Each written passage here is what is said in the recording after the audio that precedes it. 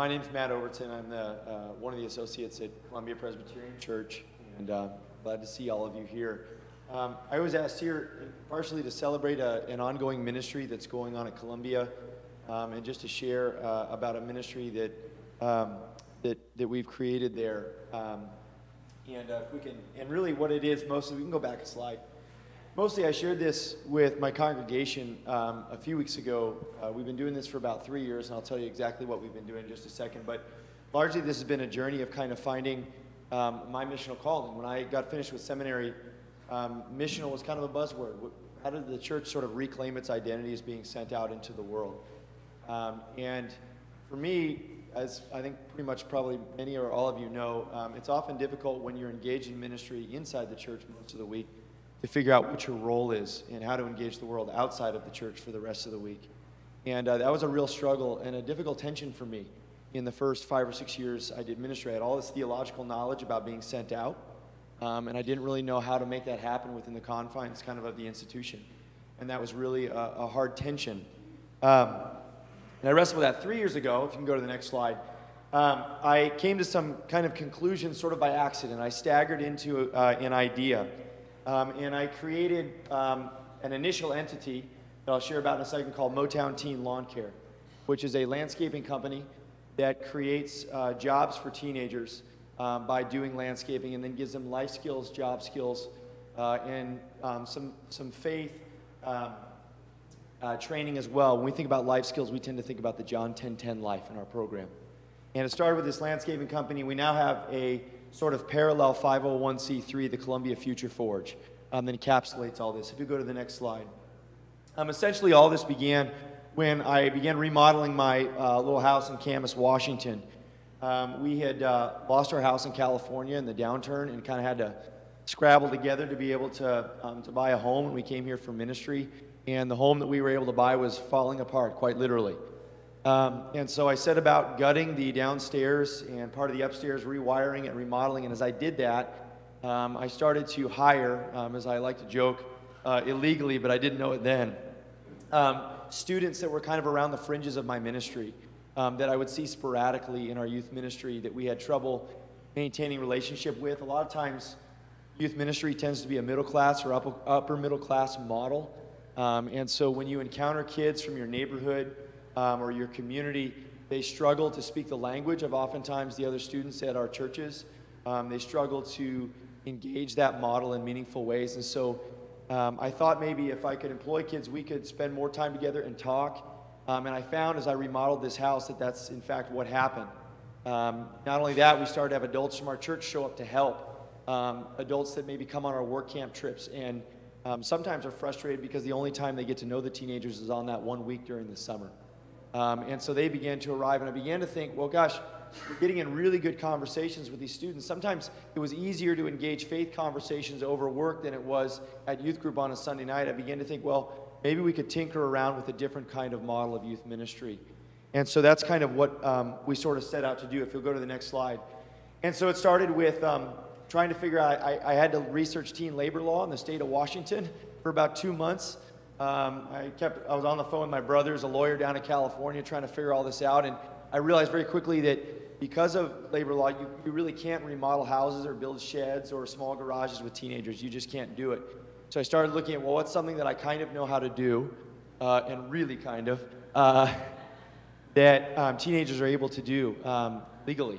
And landscaping jumped out pretty quickly as something, and it was a relatively low bar to entry. It's very easy to get enough equipment and so forth to begin a small landscaping operation. So we started Motown.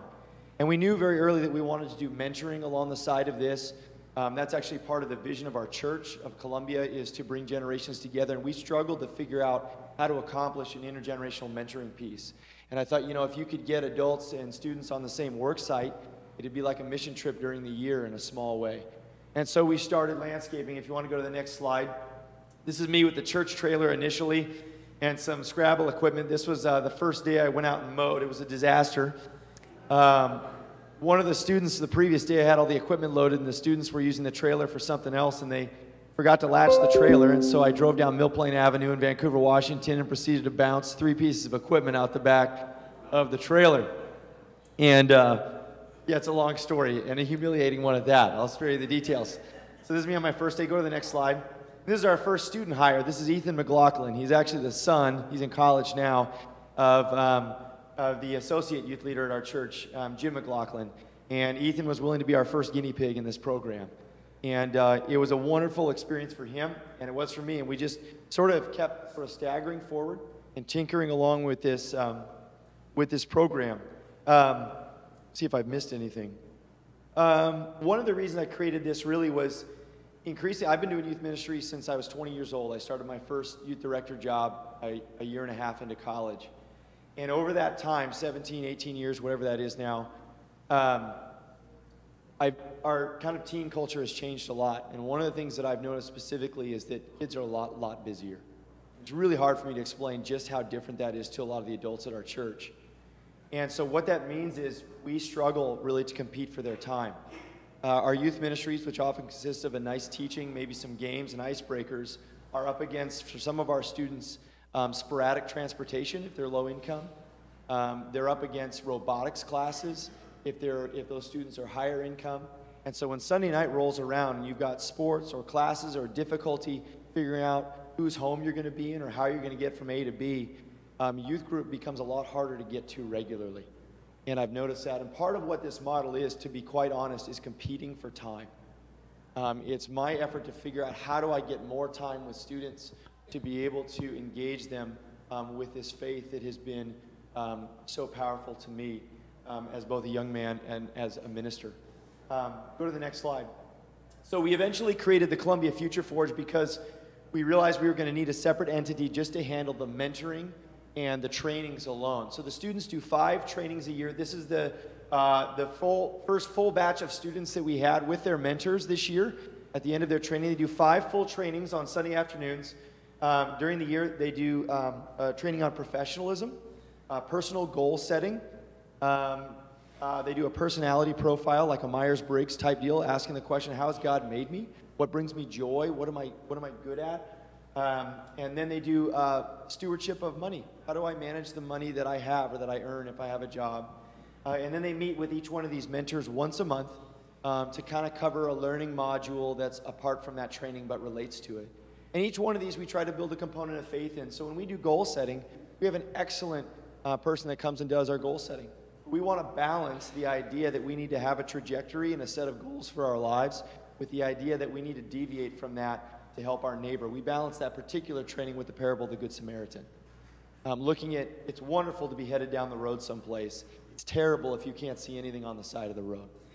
So we really see this as a vehicle to speak about faith very normally, both the students inside and outside the church. About half these students are from Colombia. The other half have come to us from high schools. We're scheduled this fall to present at 5 high schools in our community, in their career centers on campus, to see if there are students that would like to join the program. What that's going to mean kind of going forward is that we're going to have needs that we're trying to figure out how to meet. We're going to need mentors, and a lot of them, because this whole program is predicated on the idea that you have one student and one mentor. We're starting to pursue funding to try and sustain the program and get it to a point of sustainability, because right now I'm sort of stretched at both ends and beyond, to be perfectly honest, and that's an ongoing challenge. So how do we increase our bandwidth to accomplish this mission? The larger picture of all this is that I think it's a potential model to change the way that youth ministry is done. Part of the reason that I created this was the idea that a church that perhaps could only afford a youth worker for 15 to 20 hours a week might be able to consider how to employ that youth worker, give them a social enterprise to work on, to create income for themselves for maybe the other 20 hours. There are many churches in our country that can no longer afford to do youth ministry because of the model that it is. And I see this potentially as a way to impact the economics of how church is done. I think increasingly the way our demographics look, that's going to be an important need. How do we sustain the kingdom witness that we would like to have out in the world and still do the mission that God has called us to? So this is the sort of missional calling that I found, and the ministry that we're engaged in. I'd encourage you to pray for us. At the very least would be wonderful. It's an exciting mission, but it's really tricky sort of stringing this thing together with duct tape and baling wire and everything else along the way.